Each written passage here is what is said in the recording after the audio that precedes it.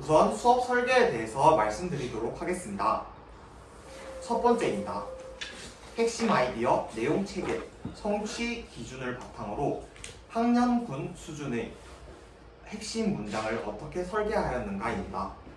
저는 3, 4학년군의 성취 기준 용어인 저출산과 고령화를 나서는 교육과정에 따라 5, 6학년군인 저희 수업에도 활용하였습니다.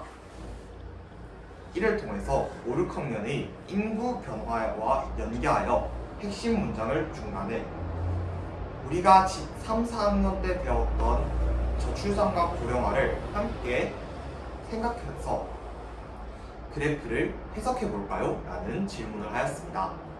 이를 통해 학년 간 유기적 연결이 이루어질 수 있었으며 하나의 스코프를 통하여 수직적으로 학생들이 핵심 아이디어, 내용 체계, 성취 기준을 바탕으로 학습을 할 수 있게 하였습니다.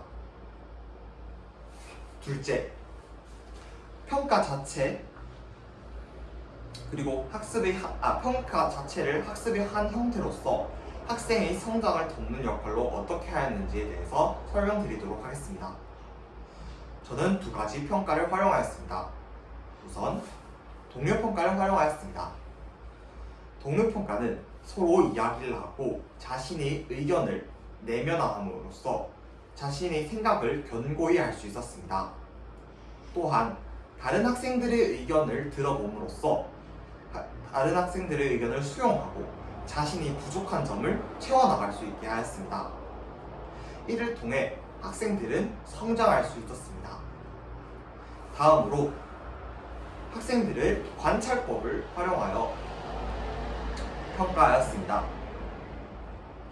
이러한 평가 내용에 대한 피드백을 즉각적으로 제공함으로써 학생들은 자신의 수업 방법 그리고 학습 방법과 과정을 다시 한번 성찰할 수 있는 기회를 제공하였습니다. 이로써 학생들이 스스로의 성장을 돕기 위하여 관찰법을 사용하였습니다. 이상입니다. 다음으로 셋째, 학생이 핵심 내용을 능동적으로 사고할 수 있도록 어떻게 설계하였는가입니다. 학생들에게 그래프를 해석할 수 있도록 자유로운 분위기를 제공하였습니다. 이를 통하여 과거에 배웠던 저출산 그리고 고령화를 연계하여 깊이 있는 학습을 할 수 있도록 하였습니다. 또한 이러한 그래프에 대해서 자유롭게 다른 학생들과 이야기하는 시간을 가지게 함으로써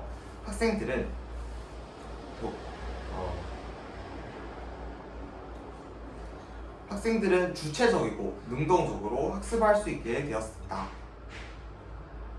이상으로 수업 설계에 대한 설명 모두 마치도록 하겠습니다. 감사합니다.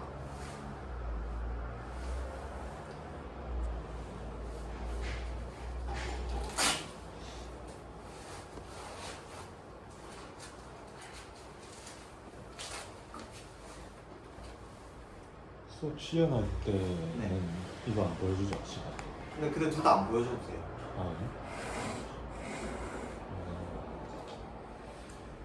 이제 제 시연했어요. 본인 시계 보는 게 편해서 그 감독관 앞에 있는 시계는 사실 잘 안 보여요. 그러니까 저 아이폰 사이즈 탁상 시계가 있어가지고 아, 그럼? 근데 있긴 한데 안 보여요 사실. 그게 너무 작아가지고. 근데 그것도 그렇고 감독관 햇빛 때문에 어차피 안 보이더라고요. 햇빛 때문에. 햇빛이 해결을 좀 해야 되는데. 그러면 수업 시연 시작하도록 하겠습니다. 5학년 1반. 와, 24명 학생들이 모두 선생님을 바라보는 눈빛을 보니 이제 수업을 할 준비가 된 것 같은데요. 자, 우리 지난 시간에 무엇에 대해서 배웠는지 기억나는 단어 마구마구 이야기해 볼까요? 국토 균형 발전. 도시화도 드렸는데, 네, 신도시까지 드렸습니다. 그러면 여러분, 이러한 단어들을 모아 하나의 문장으로 한번 설명해 볼 학생 있을까요? 상혁이가 한번 발표해 볼까요? 도시화를 통해서 사람들이 모여들자 신도시로 이동하게 되었다라고 했습니다. 정말 좋은 의견입니다. 또 다른 생각을 하고 있는 학생이 있을까요? 네, 은지 한번 발표해 볼까요? 은지는 도시에 너무 몰려가지고 이러한 국토 균형 발전을 위해서 다른 신도시 또는 혁신도시로 행정, 산업, 그리고 주거의 기능을 옮겨갔다고 했습니다. 상혁이와 은지 정말 좋은 의견을 제시해 주었는데요. 모두 상혁이와 은지에게 칭찬의 박수를 줄까요? 멋있어! 좋습니다. 자, 여러분, 우리 내년에 무엇을 할 거라고 했죠? 우리 지난 학급회의 때 얘기했는데 맞아요. 우리 내년에는 다들 수학여행도 가고 그리고 졸업 앨범도 찍을 거라고 했죠? 선생님이 그래서 힘들게 도서관에서 졸업 앨범을 준비해봤습니다. 자, 보세요.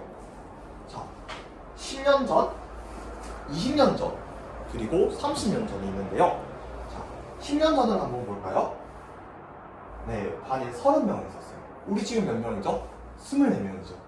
네, 한번 20년 전을 볼까요? 이때는 한 반에 40명이 있네요. 자, 그리고 30년 전을 볼까요? 와, 이때는 한 반에 50명이나 있어요. 자, 그러면 여러분, 점차 줄어가는 게 느껴지나요? 맞아요. 그러면 이것을 통해서 알 수 있는 게 무엇이 있었는지 한번 발표해 볼 학생 있을까요? 진우 한번 발표해 볼까요? 네, 점점 학생의 수가 줄어든다는 것은 어린이들이 줄어드는 것이고 이는 저출산을 의미한다고 하였습니다. 좋습니다. 또 다른 학생 있을까요? 민지 한번 발표해 볼까요? 우리나라의 인구 구성이 점차 변해가고 있다고 하였습니다. 그러면 이번 시간에 무엇에 대해서 배울 것 같은지 한번 한번 마구마구 이야기해 볼까요? 와글와글 토이 시작! 우리나라의 인구 구성의 변화에 대해서 마구 이야기가 나왔어요. 그럼 선생님이 한번 정리해서 써보도록 하겠습니다. 자, 한번 함께 읽어볼게요. 우리나라 인구 구성의 변화를 설명할 수 있다. 좋습니다. 선생님이 이것을 위해서 어떤 활동을 준비했는지 잘 들어볼게요. 첫 번째로는 인구 정책의 변화에 대해서 알아보도록 하겠습니다. 왜 이렇게 줄어들었는지 인구 정책에 대해서 알면 좀 쉽겠죠? 좋습니다. 두 번째 활동으로서는 인구 구성의 비율을 우리 수학 시간에 그래프를 배웠으니까 비율 그래프를 함께 써서 그래프를 파악하고 예상해 보도록 하겠습니다. 자, 그러면 첫 번째 배움의 문을 두드려 볼까요? 똑똑! 자, 첫 번째 배움. 인구 정책의 변화를 알아보자. 이번에는 우리 모둠 활동을 할 거예요. 4명당 한 모둠을 할 건데 우리 전문가 활동 기억나나요? 네, 각 모둠에 한 명씩 하나를 맡아가지고 하나의 전문가가 되어서 다시 모여서 모둠원들에게 설명하는 시간을 가졌습니다. 자, 우리 이 활동을 할 거니까 선생님 설명 잘 들어보세요.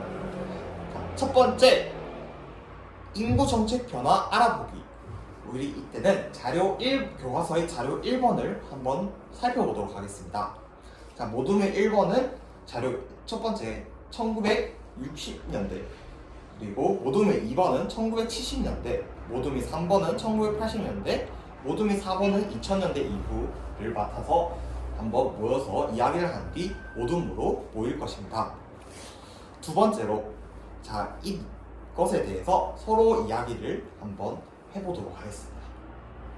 그리고 세 번째로는 이 첫 번째 자료 1을 바탕으로 우리나라의 사회 변화 현상을 한번 파악해 보도록 할 거예요. 이것은 우리 자료 1을 가지고 함께 이야기해 보도록 하겠습니다. 이 모든 활동이 끝나면 우리 발표를 통해서 한번 발표를 통해서 어떤 이야기가 나왔는지 서로 나눠보도록 하겠습니다.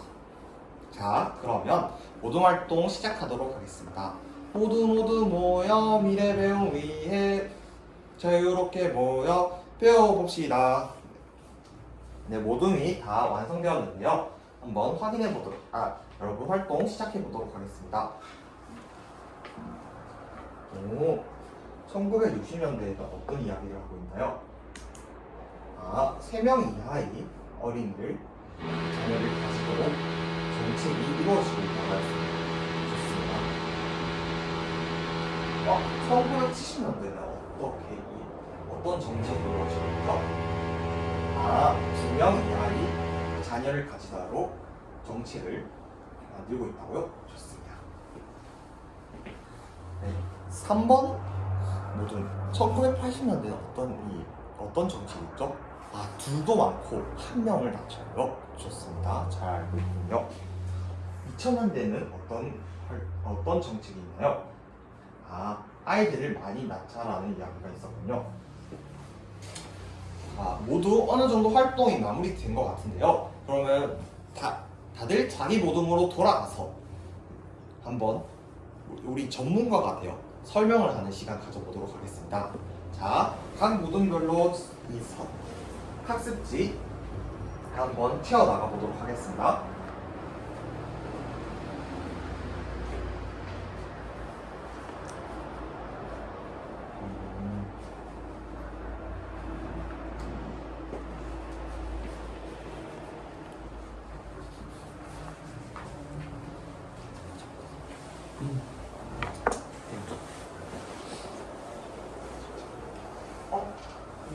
모두는 지금 어떤 이야기가 있나요?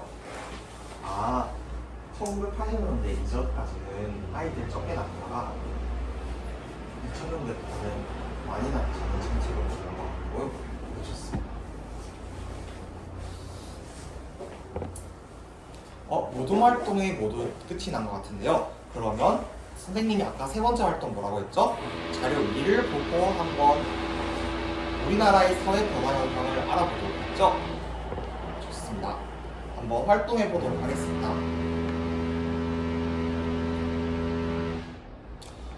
여러분, 활동 신호등이 모두 초록불인 걸로 보아 활동이 모두 마무리 지은 것 같은데요. 그러면 발표 한번 해보도록 하겠습니다. 자, 우리 정책의 변화에 대해서 발표해보고 싶은 모둠이 있을까요? 6모둠이 발표하고 싶다고 합니다. 6모둠 앞으로 나와서 한번 발표해볼까요? 좋습니다. 1960년대에는 3명, 1970년대에는 2명, 1980년대는 1명씩 낳자고 점점 아이를 적게 낳자라고 경제 발전을 위해서 아이를 적게 낳자라는 정책을 시행한 것과 반면에 2000년대부터는 아이를 많이 낳자라고 하였습니다. 좋습니다. 이러한 정책의 변화에 대해서 여러분들이 정확하게 파악한 것 같네요. 우리 6모둠 정말 잘했습니다. 들어볼게요. 그렇다면 자료 1을 통해서 사회 변화에 대해 한번 발표해보고 싶은 모둠이 있을까요? 4모둠이 한번 나와보겠다고 합니다. 4모둠 한번 발표해볼게요. 아이들이 줄고 노인들이 많아져서 학교를 줄어들고 학교 대신 요양원을 만들었다라고 합니다. 4모둠 정말 좋은데요. 3모둠이 보충을 하고 싶다고 하네요. 그렇다면 3모둠 들어가고 3모둠이 보충 설명을 한번 해볼까요? 네, 거기서 한번 설명해 보도록 하겠습니다. 우리 3, 4학년 때 배웠던 것처럼 저출산 때문에 아이들이 줄어들어 학교의 수가 줄어들고 그것 때문에 고령화 때문에 늘어나는 노인들을 위해서 요양원이 늘어나고 있다. 학교 대신 요양원으로 활용할 수 있다라고 했습니다. 와, 우리 3모둠, 4모둠 그리고 6모둠 정말 자료 1과 2를 잘 설명해 주었는데요. 우리 모두 3, 4, 6모둠을 향해 칭찬의 박수를 줄까요? 멋있어! 좋습니다. 그러면 두 번째 배움의 문을 두드려 볼까요? 똑똑! 자, 두 번째 활동은 인구 구성, 비율, 변화 그래프를 파악하고 이제 어떻게 될 것인지에 대해서 예상해 보도록 하겠습니다. 모두 계속 유지하도록 하겠습니다. 선생님 설명 잘 들어보세요. 첫째, 자료 1과 2 내용을 한번 다시 읽어보도록 하겠습니다. 그리고 둘째, 자료 3의 내용을 1, 2를 바탕으로 한번 분석해 보도록 하겠습니다. 어떤 변화가 있는지 한번 알아보도록 할게요. 그리고 셋째, 앞으로 인구 구성의 변화를 한번 예상해 보도록 할 거예요. 우리 꺾은 선 그래프를 3, 4학년 때 배울 때 어떻게 했었죠? 맞아요. 미래에 어떻게 될 것인지 예상할 수 있다라고 배웠었죠? 그러면 우리 비율 그래프에서도 한번 비율 그래프에서 T 그래프에서도 우리 비율의 변화에 대해서 배울 수 있는데요. 그러면 이것을 바탕으로 한번 활동해 보도록 하겠습니다. 2030년도에는 어떻게 될 것인지에 대해서 생각해보고 모동원들과 비교해 보도록 하겠습니다. 자, 활동 시작!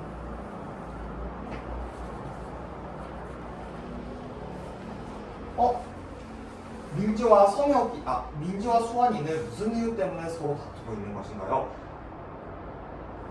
저출산 문제가 심각하기 때문에 이 그래프는 저출산 문제가 심각하다는 걸 알 수 있다고 했고, 수환이는 이 그래프만으로는 저출산인지 알 수 없다고 했다고요? 오, 정말 재미있는 이야기네요. 왜 수환이는 그렇게 생각하나요? 저출산의 뜻이 합계 출산율이 2.3 이하인 건데, 그래서 알 수 없다고요. 정말 날카로운 지적이에요. 선생님이 나중에 우리 발표할 때 수환이와 민지가 나와서 우리 반에 함께 이야기할 수 있도록 한번 해보도록 하겠습니다. 좋습니다.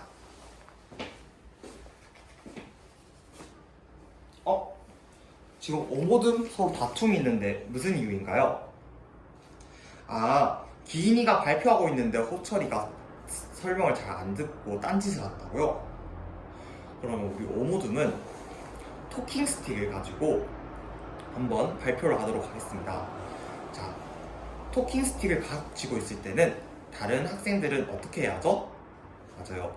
조용히 하고 집중하고 토킹 스틱을 가지고 있는 친구가 무슨 이야기를 하는지 경청해야겠죠? 그리고 호철이가 만약에 발표하고 있는데 기인이가 딴짓하고 노래를 부르고 다른 이야기를 하면 기분이 어떨 것 같아요? 기분이 나쁠 것 같다고요? 그러면 호철이 이제 기인이가 발표할 때는 어떻게 해야 할까요? 맞아요. 기인이의 이야기를 경청해야겠죠. 기인이의 마음을 배려하는 호철이의 모습 선생님이 응원합니다.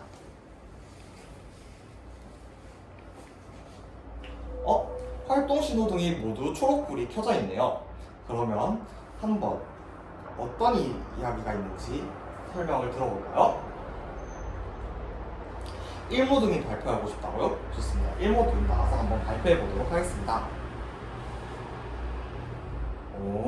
1모듬은 65세 이상의 노년층이 증가하고 있고 0에서 14세의 유소년층이 감소하고 있기 때문에 이러한 모습을 통해서 이것은 1980년대까지의 정책 때문에 점점점 줄다가 이제 걷잡을 수 없게 되어서 2000년대 이후부터는 아이를 많이 낳자라는 자료 1의 포스터가 이해가 된다고 하였습니다. 와, 자료 1과 자료 3을 정말 잘 연결했는데요.